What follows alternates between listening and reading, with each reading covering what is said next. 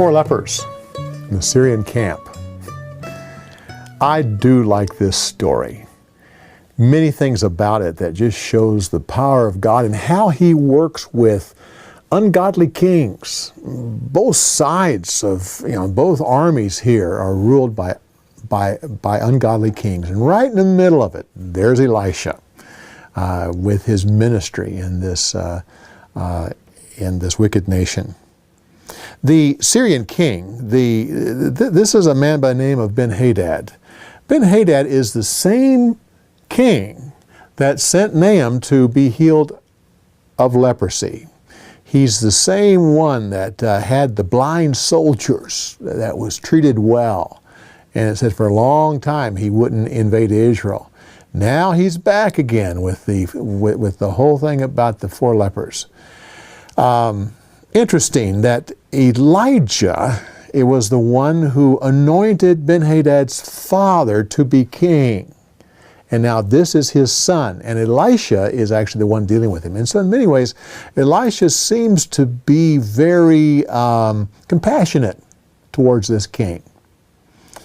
Fights against him, but still there seems to be a relationship. And when we get into the next story, we're going to see how that he was free to go from this country to that country, that he went into Syria freely. Well, there's a few things about this famine. First of all, about 2 pounds of silver for a donkey's head. That's an incredible price when you figure that is unclean meat. Well, not that Israel was probably worried about the dietary law. They were an ungodly nation at this time, but still, that is a very high. That's a very high amount of money. But the 2 ounces of silver for the dove's droppings. Now that may not be as bad as it sounds. This phrase, dove droppings or dove dung, this is the only time that appears in the Bible. But it is used in history, not referring to literally dove droppings, but it refers, in history, refers to a type of vegetable, it looked kind of like peas, very coarse, which was eaten by the very poor. Personally, I think it was dove droppings, but it could actually be this form of vegetables that no one would buy. No one actually charges for those things. They're just the very poor would eat it. But here they're actually getting 2 ounces of silver for it. If you can understand about dove droppings, it's like in future generations, they may look back at us and think that we actually take dogs and heat them up and eat them, which would seem strange to them, but to us who eat hot dogs, we don't think a thing of it. So it is here.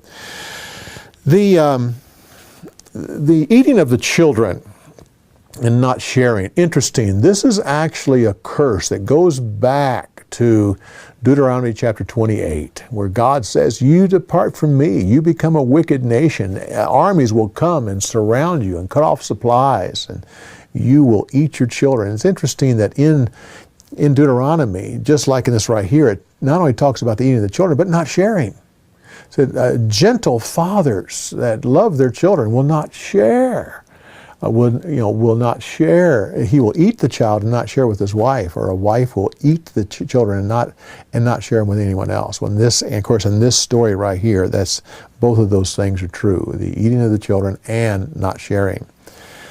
The 4 lepers. Now, there's a Jewish tradition that I hold to, that these 4 lepers were Gehazi, the farmer servant of Elisha, and his 3 sons.